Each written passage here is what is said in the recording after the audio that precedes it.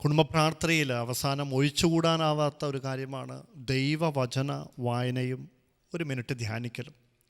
നമ്മൾ കുടുംബനാഥൻ വിശുദ്ധ ബൈബിളെടുത്ത് പ്രാർത്ഥിച്ച് ദൈവവചനം തുറക്കുന്നു.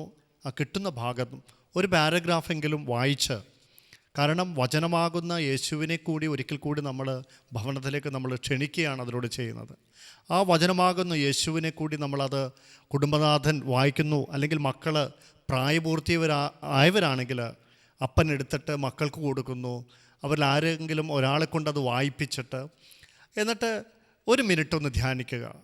അപ്പനോ അമ്മയ്ക്കോ മക്കൾക്കോ അതിനെക്കുറിച്ച് എന്തെങ്കിലും ഒരു ചെറിയൊരു ഉൾക്കാഴ്ച കിട്ടുകയാണെങ്കിൽ അതൊന്ന് ചെറിയതായിട്ട് പങ്കുവയ്ക്കുക.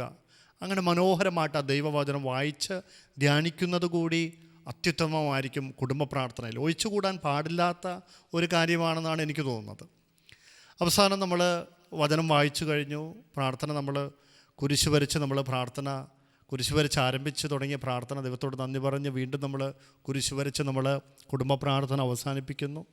അതിനുശേഷം നമ്മൾ, കാരണം പ്രാർത്ഥിക്കുമ്പോൾ ദൈവത്തിൻ്റെ സമാധാനം നമ്മുടെ കുടുംബത്തിലും നമ്മുടെ എല്ലാവരുടെ ഹൃദയങ്ങളിലും നിറയുന്നു.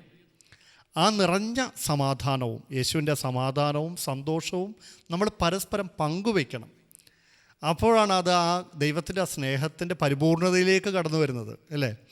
അപ്പോൾ പരസ്പരം സമാധാനം പങ്കുവയ്ക്കുമ്പോൾ യേശുവിൻ്റെ സമാധാനം ഇപ്പോൾ വീട്ടിലെ ഏറ്റവും ഇളയ ആൾ തുടങ്ങി ഇങ്ങനെ മൂത്തവർക്ക് കൈമാറുമ്പോൾ നമ്മൾ പരമ്പരാഗതമായി ചെയ്തുകൊണ്ടിരിക്കുന്ന കാര്യമാണ്. അപ്പോൾ ആ സമയത്ത് ഈശോയുടെ സമാധാനം മക്കളിൽ നിന്ന് അപ്പനും അമ്മയും സ്വീകരിക്കുമ്പോൾ ഒരു നിമിഷം അപ്പനും അമ്മയും അവിടെ ശിരസ്സിലൊന്ന് കൈവച്ച് ഒരു കുരിശടയാളം വെച്ച് അവരനുഗ്രഹിച്ചു കഴിഞ്ഞാൽ, ഇപ്പോൾ പ്രഭാഷകൻ്റെ പുസ്തകത്തിൽ പറയുന്നുണ്ട്, അപ്പൻ്റെ അനുഗ്രഹം മക്കളുടെ ഭവനത്തെ ബലവത്താക്കുന്നു.